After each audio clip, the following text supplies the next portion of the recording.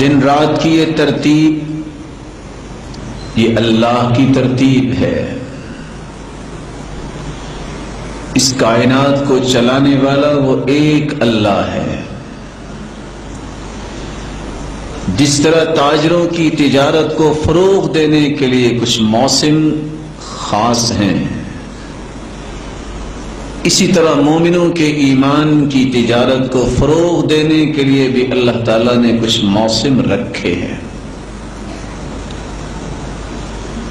تاجر، کسان اور کسی بھی شعبے میں کام کرنے والا اس موسم کا انتظار کرتا ہے جس موسم میں اس کی تجارت فروغ پاتی ہے۔ اسی طرح ایک مومن ان ایام کے انتظار میں رہتا ہے جن ایام میں اسے قربت الہی نصیب ہو۔ رمضان المبارک کے بعد ایک مومن کے لیے عشر ذی الحجہ کے مہینے کے پہلے 10 دن بڑے ہی عظمت والے دن، جس کے بارے میں رسول اللہ صلی اللہ علیہ وسلم نے فرمایا افضل ایام الدنیا ایام العشر۔ لوگوں، سال کے جتنے بھی ایام ہیں سب سے فضیلت والے ایام، سب سے فضیلت والے دن ذی الحجہ کے پہلے 10 دن ہیں۔ اس لیے فرمایا ما من ایام العمل الصالح فیہن احب الی اللہ من هذه الایام العشرہ قالوا ولا الجہاد فی سبیل اللہ۔ ان 10 دنوں میں جو نیکیاں کرتا ہے، عمل صالح کرتا ہے، اچھے کام کرتا ہے، جو اجر و ثواب اس کو نصیب ہوتا ہے، اور یہ اعمال اتنے اللہ کو محبوب ہوتے ہیں کہ سال کے بقیہ ایام میں اتنے اعمال محبوب نہیں ہوتے ہیں۔ قالوا ولا الجہاد فی سبیل اللہ، اللہ کی راہ میں جہاد کرنا، دین کی سربلندی کے لیے کافروں کے ساتھ جہاد کرنا وہ بھی افضل نہیں؟ قال ولا الجہاد فی سبیل اللہ، نہیں، ان 10 دنوں میں کی گئی نیکیوں کے برابر جہاد جیسا عظیم کام بھی نہیں ہو سکتا۔ الا رجل خرج بنفسه وماله فلم يرجع من ذلك بشيء۔ ایک شکل ہے کہ انسان اللہ کے دین کی سربلندی کے لیے کفر کے سامنے کھڑا ہوتا ہے، جان کا نذرانہ بھی پیش کر دے اور اپنی جمع پونجی بھی لٹا دے اللہ کے دین کے لیے، تو وہ اس سے فضیلت لے سکتا ہے۔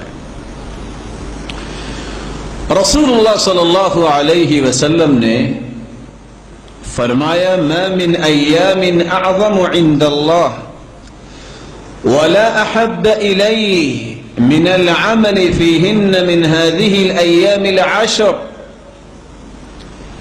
ان 10 دنوں میں جہاں عمل اللہ کو بہت ہی محبوب اور پسند ہے، وہاں عظمت کے اعتبار سے بھی یہ 10 دن اتنے عظیم ہیں کہ ان 10 دنوں میں کیا گیا عمل بھی اللہ کے ہاں عظمت والا بن جاتا ہے۔ فَأَكْثِرُوا فِيهِنَّ مِنَ التَّهْلِيلِ وَالتَّحْمِيدِ وَالتَّكْبِيرِ۔ جس کی زندگی میں 10 دن آ جائیں اس کو چاہیے کہ ان 10 دنوں میں کثرت سے لا الہ الا اللہ، الحمد للہ، اللہ اکبر، ان 3 کلمات کو کثرت سے ان 10 دنوں میں پڑھے۔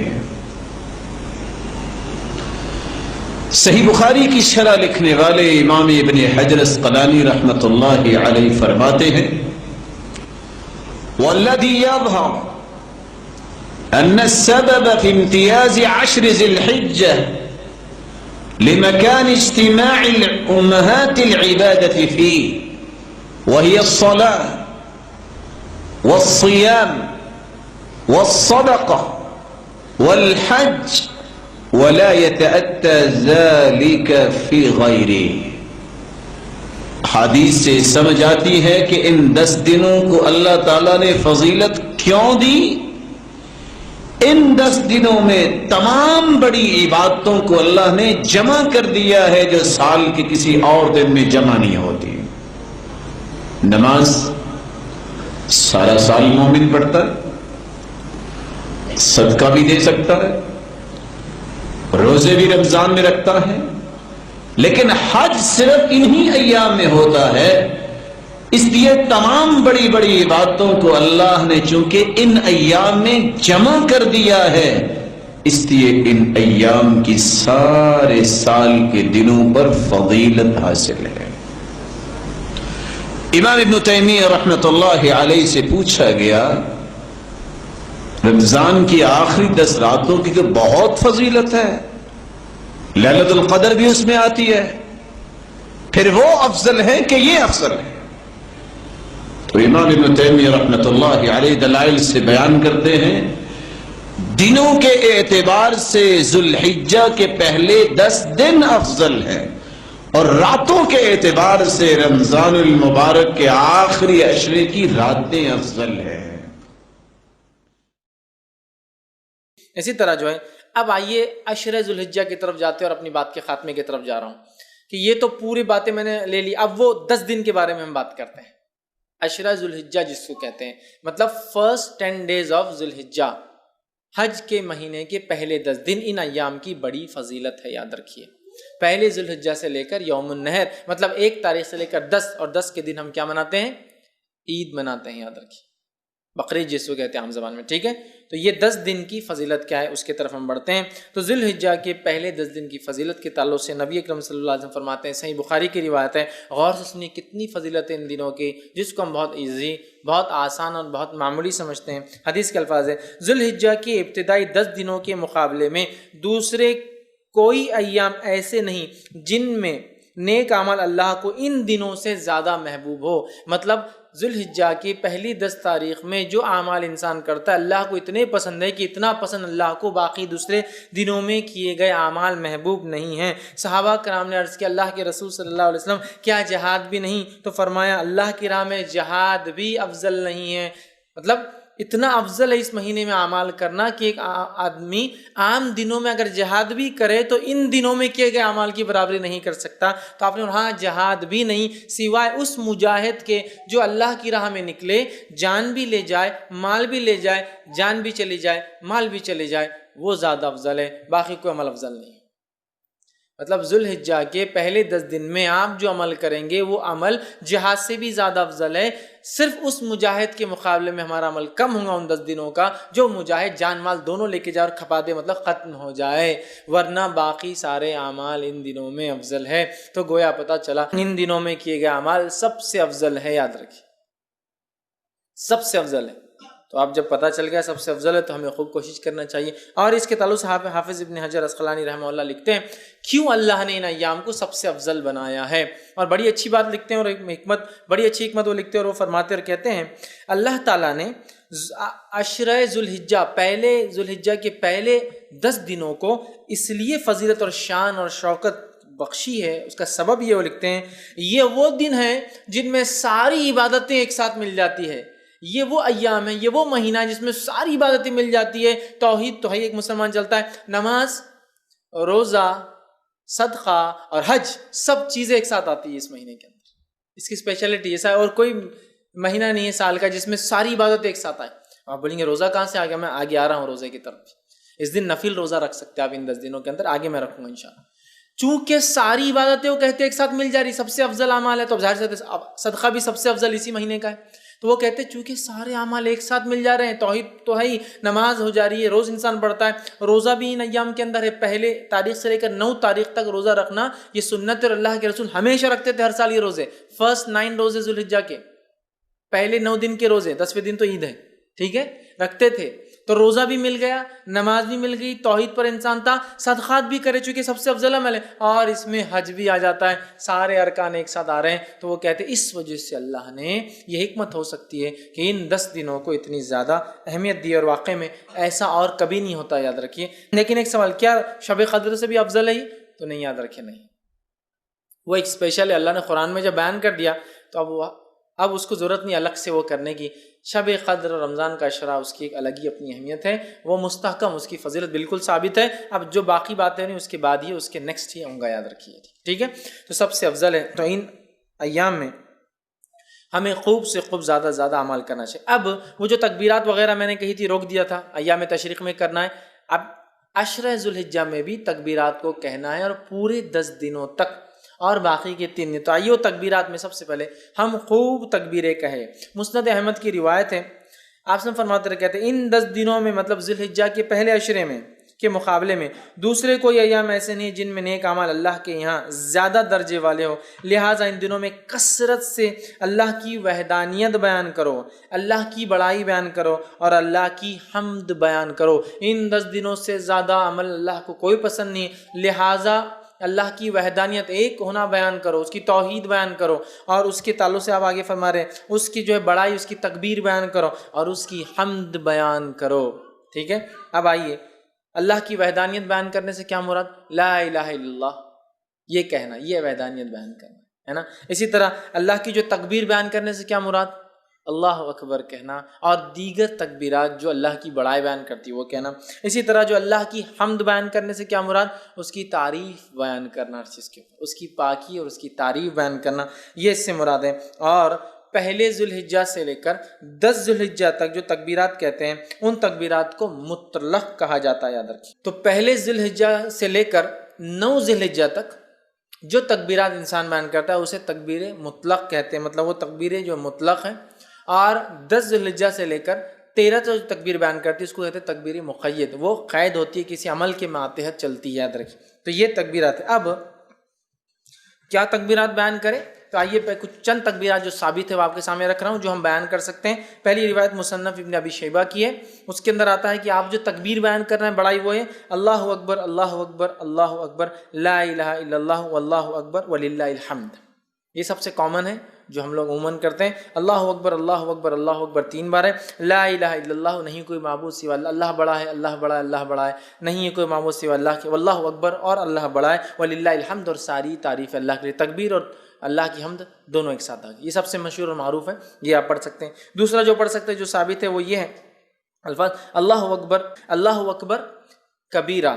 ٹھیک, اللہ اکبر کبیرہ والحمد للہ کثیرہ وسبحان اللہ بکرۃ واصیلہ. دوسرا آپ یہ کر سکتے ہیں اللہ اکبر کبیرہ والحمد للہ کثیرہ وسبحان اللہ بکرۃ واصیلہ, یہ آپ دوسرا کر سکتے ہیں. تیسرا آپ جو کر سکتے ہیں اللہ اکبر اللہ اکبر اللہ اکبر کبیرہ, اللہ اکبر اللہ بڑا اور اللہ سب سے بڑا ہے, یہ بھی ثابت اللہ اکبر اللہ اکبر کبیرہ. ٹھیک ہے, اس کے علاوہ جو ثابت ہے فتح الباری میں جو روایت آتی ہے اس میں یہ ہے اللہ اکبر اللہ اکبر کبیرہ اللہ اکبر, یہ الفاظ بھی جو ہے آپ ادا کر سکتے ہیں. اس کے علاوہ ایک اور جو الفاظ ثابت ہے وہ یہ ہے سبحان اللہ والحمد للہ لا الہ الا اللہ واللہ اکبر اللہ اکبر وللہ الحمد. یہ تمام تسبیحات آپ کثرت سے ان ایام میں پہلے سے لے کر 13 تک کثرت سے بیان کر سکتے ہیں. صحابہ کا ان ایام میں کیا معمول تھا, جو میں نے رکھا تھا نا کہ تکبیرات آپ نہیں پڑھتے, وجوہات شرم آتی فلاں, صحابہ کا کیا معمول تھا. آئیے امام بخاری نقل کرتے ہیں کہ عبداللہ ابن عمر رضی اللہ عنہما اور ابو ہریرہ رضی اللہ عنہ, یہ دونوں صحابی جو ہے ان 10 دنوں کے اندر بازار کی طرف جاتے اور بازار میں جاتے اور اتنے زور سے تکبیر کہتے ہیں کہ لوگ بھی ان کی تکبیرات کو سن کر وہ بھی تکبیر کہتے ہیں. اب اگر ہمارے دور میں کوئی تکبیر بولتا گیا تو وہ ایک تو پاگل ڈکلیئر ہو جائیں گا, ایکسٹرا آرڈنری, حد سے زیادہ کہیں کو دکھاوا کر رہے بھیا تم, یہ کرنا والی چیز ہے.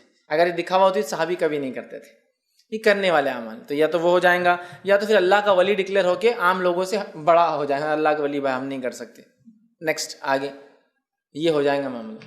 صحابہ نکلتے تھے اور اتنی زور سے بولتے تھے کہ سننے والے غفلت میں ہیں, بازار میں لوگ مارکیٹ میں بھول گئے. ارے یاد آ گیا ذوالحجہ چالو ہے اور اس کے اپنی بولو تکبیرات بیان، تو اتنی زور سے بیان کرتے ہیں کہ لوگ ان کی تکبیرات سن کر تکبیر بیان کرتے ہیں۔ عبداللہ بن عمر رضی اللہ عنہ کے تعلق سے آتا کہ مینا میں اپنے خیمے میں، مطلب حج کے لیے جاتے، مینا میں اپنے خیمے میں اتنی زور سے تکبیر بولتے کہ آواز مسجد میں چلی جاتی تو مسجد والے تکبیر بولتے، مسجد والے تکبیر بولتے تو آواز بازار میں چلی جاتی تو بازار والے تکبیر بولتے، اور چنانچہ روایت میں آتا ہے کہ مینا تکبیرات سے گونج اٹھتا تھا، بخاری کی روایت ہے۔ مطلب وہ یہاں بولتے تو مسجد والے سن لیتے، مسجد والے بولتے تو بازار والے سن لیتے، بازار والے بولتے تو اتنی زور سے آواز ہوتی کہ پورا مینا آواز سے گونجتا تھا لوگوں کی تکبیرات لوگ بیان کریں، جیسے حج میں ہوتا ہے نا، تو یہ حج میں تو کرنا ہی ہے، بازار میں بھی کرتے تھے، مطلب یہ حج کو نہیں کہتے شروعات میں، بازار میں بھی کرتے چلتے پھرتے۔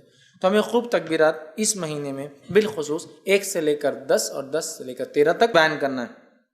تو اسے پتہ چلا کہ ہمیں چلتے پھرتے اٹھتے بیٹھتے ان میں تکبیرات بآواز بلند زور سے بیان کرنا ہے، اور عورتیں چونکہ وہ زور سے نہیں کر سکتی تو وہ پست آواز میں ہلکی آواز میں اپنے گھروں میں کریں گی۔ ہاں اگر گھر میں غیر محرم کے سننے کے ڈر نہ ہو تو عورتیں بھی بلند آواز میں تکبیرات پڑھیں گی۔ سمجھ لیجیے گھر میں صرف محرم ہے، بھائی ہے، والد ہے، بچے ہے، سگے بھانجے بھتیجے، محرمات، تو عورت تیز بول سکتی ہے، لیکن ڈر ہو کہ غیر محرم سنیں گے تو پھر پست آواز میں بولیں گے، لیکن عورت بھی بولیں گی، اور میں تو کہتا ہوں عورت ہی پہلے بولے تو پھر بچے بھی بولیں گے، بچے تو ماں سے ہی سیکھیں گے نا، بہرحال تو عورت بھی بول سکتی ہے، ٹھیک ہے۔ اسی طرح جو ہے تکبیرات کے علاوہ ان ایام میں ہمیں کیا کرنا ہے، تو ان ایام میں ہمیں روزے رکھنا ہے۔ کون سے؟ عشرہ ذوالحجہ، پہلے ذوالحجہ کے پہلے عشرے کی بات چل رہی ہے وہ ہماری، اس میں کیا کرنا ہے؟ تکبیرات کے علاوہ روزے رکھنا ہے۔ نبی اکرم صلی اللہ علیہ وسلم کے تعلق سے آتا ہے، صحیح مسلم کی روایت ہے، مجھے اللہ تعالیٰ سے امید ہے کہ اس دن کا روزہ 9 ذوالحجہ، 1 سال پچھلے اور 1 سال اگلے گناہ کا کفارہ بنے گا، تو 9 ذوالحجہ کو تو رکھنا ہے، یہ غیر حاجی کے لیے، حاجی نہیں رکھیں گا۔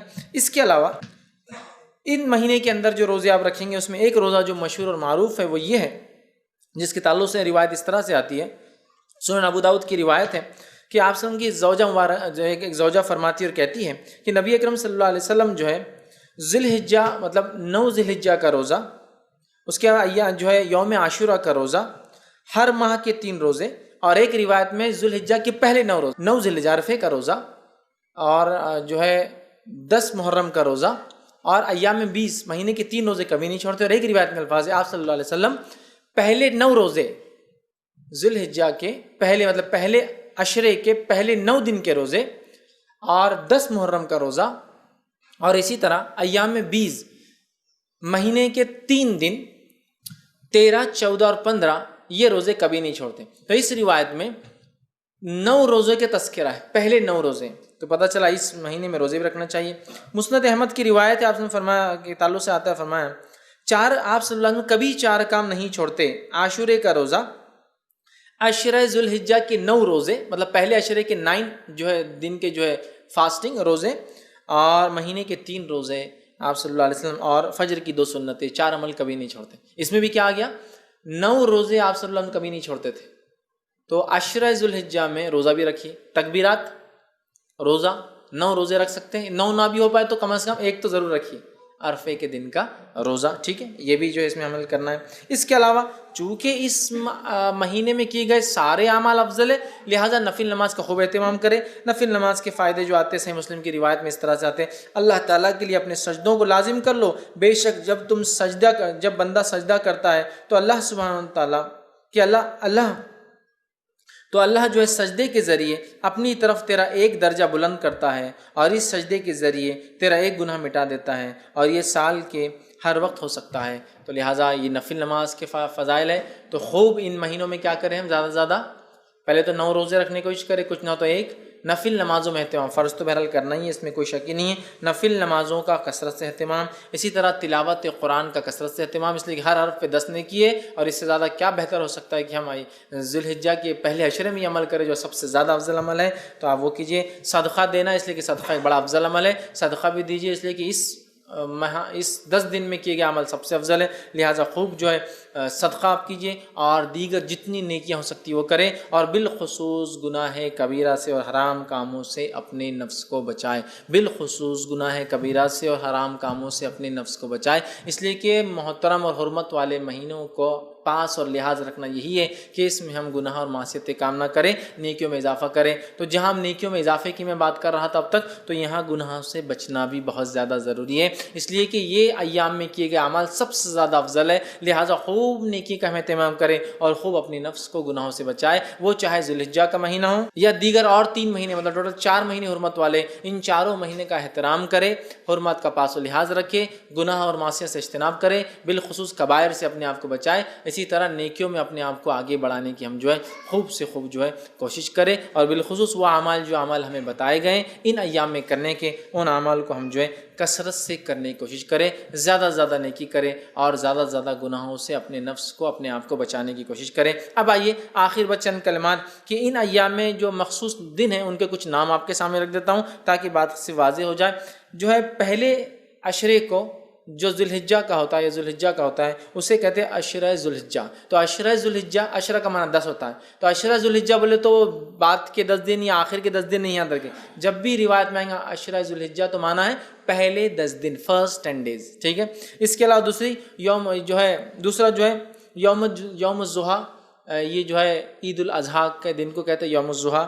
اسی طرح ایک اور دن ایام معلومات، جو ہم نے ابھی دیکھا قرآن کی آیت میں جو سورہ حج کی آیت میں 27 میں، وہ ہے 10، 11، 12 اور 13، یہ ایام معلومات ہیں، ان کو ایام معلومات بھی کہا جاتا ہے کہ ایام معلومات مطلب 10 ذوالحجہ، 11 ذوالحجہ، 12 اور 13 ذوالحجہ۔ اسی طرح ایام تشریق 11 ذوالحجہ، 12 ذوالحجہ اور 13 ذوالحجہ کو کہا جاتا ہے۔ اسی طرح یوم عرفہ 9 ذوالحجہ کو یوم عرفہ کہا جاتا ہے۔ اسی طرح یوم النہر 10 ذوالحجہ کو، عید کے دن، یوم النہر مطلب قربانی کا دن، خون بہانے کا دن، تو یوم النہر 10 ذوالحجہ کو کہا جاتا ہے، عید کے دن کو کہا جاتا ہے۔ اسی طرح یوم الترویہ کہا جاتا ہے 8 ذوالحجہ کو، جب حاجی مینا میں قیام کرنے آتے ہیں، اور یہ بات سنن ابو داؤد میں آتی ہے، تو اس کو یوم الترویہ کہتے ہیں، جو 8 ذوالحجہ ہوتے ہیں۔ تو یہ چند نام ہیں۔ اسی طرح لیلۃ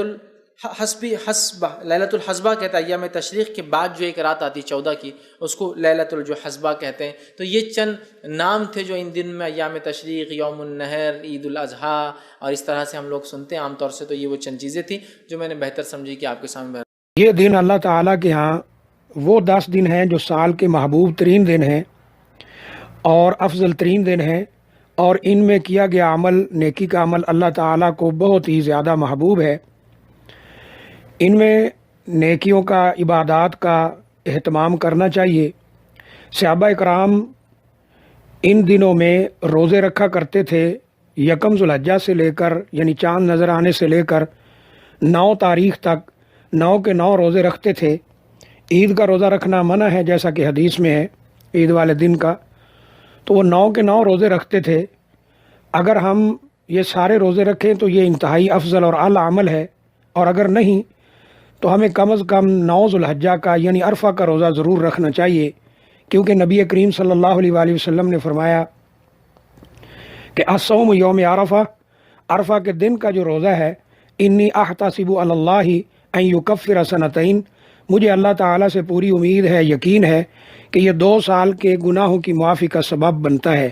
السنۃ التی قبلہا، ایک وہ سال جو پہلے گزر چکا ہے، والسنۃ التی بعدہا، اور ایک وہ سال جو بعد میں آ رہا ہے۔ اس حدیث سے یہ بھی پتہ چلتا ہے کہ اللہ تعالیٰ ہم پر کس قدر مہربان ہے کہ ابھی گناہ انسان نے کیے نہیں ہیں، لیکن اس نیکی کی وجہ سے، اس روزے کی وجہ سے اللہ تعالیٰ نے آئندہ سال کے گناہ بھی معاف کر دیے ہیں۔ اور جیسے آج کل ہمارے ہاں یہ کہا جاتا ہے کہ ایڈوانس میں یہ کرو، ایڈوانس یہ کرنا ہے، تو یہاں اللہ تعالیٰ نے بھی ہمارے اوپر خاص کرم و فضل کرتے ہوئے ایڈوانس میں ہی ہمارے 1 سال کے گناہ معاف کر دیے، ایک جو پہلے گزر چکا ہے اس کے، اور ایک جو آ رہا ہے اس کے ایڈوانس میں اللہ تعالیٰ نے یہ گناہ معاف کر دیے۔ یہ اللہ کا ہم پر بہت بڑا فضل ہے، اور اللہ تعالیٰ ہم پر انتہائی مہربان ہے۔ اس لیے قرآن مجید میں اس نے فرمایا ہے، یا ایھا الانسان ما غرک بربک الکریم، اے انسان تو یہ تو بتا کہ تجھے اتنے مہربان اور اتنے کریم رب سے کس چیز نے دور کر رکھا ہے۔ ایسی احادیث اور ایسی آیات کریمہ جب ہم پڑھتے ہیں، ان حدیث مبارکہ سے، ان آیات کریمہ سے یہ عقیدہ بھی غلط ثابت ہو جاتا ہے. جو لوگ کہتے ہیں جی اللہ ہماری سنتا ہی نہیں، فلاں کی موڑتا نہیں، ہماری سنتا نہیں، تو یہاں اللہ تعالیٰ فرما رہے ہیں کہ یا ایھا الانسان ما غرک بربک الکریم، اے انسان یہ تو بتا اتنے مہربان رب سے تجھے کس چیز نے دور کر رکھا ہے.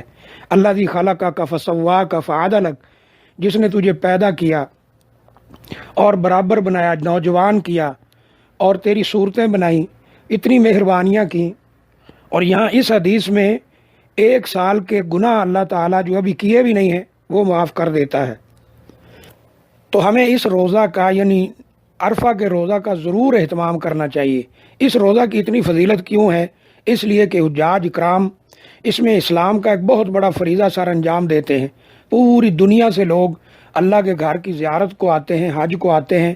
اور آپ نے فرمایا تھا الحج عرفہ، حج عرفہ کا دن ہی ہے، یعنی اصل حج کا مین بنیادی رکن وہ عرفہ کا وقوف ہے.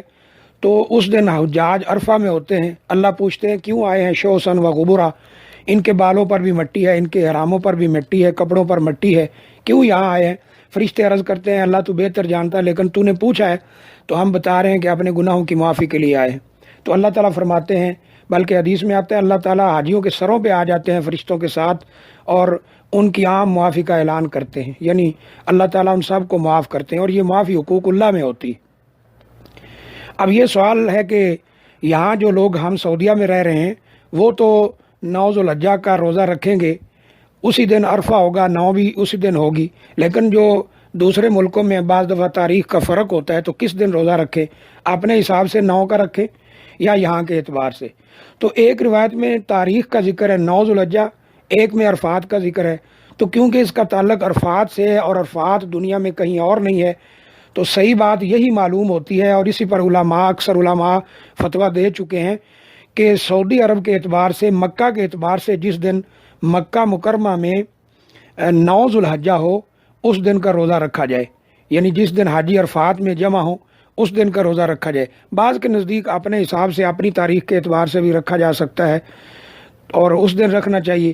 تو اس کا عام حال جو ہے بڑا سادہ سا، وہ بعض فقہاء محدثین بیان کر چکے ہیں کہ 2 روزے رکھ لیے جائیں، ایک اپنے اعتبار سے اور ایک یہاں کے اعتبار سے. اگر تو تاریخ ایک ہو تو کوئی پرابلم نہیں ہوگا، اگر الگ الگ ہو تو 2 روزے رکھ لیے جائیں. یہ نفلی روزہ ہے اور بہت زیادہ فضیلت ہے ان دنوں کے روزوں کی، تو 2 رکھے جائیں تاکہ اس اشکال سے انسان نکل سکے. تو ہمیں کم از کم اس روزے کا اہتمام کرنا چاہیے. اللہ سے دعا ہے کہ اللہ ہماری نیکیوں کو قبول فرمائے اور اللہ تعالی ہمیں اپنے برگزیدہ بندوں میں شامل فرمائے.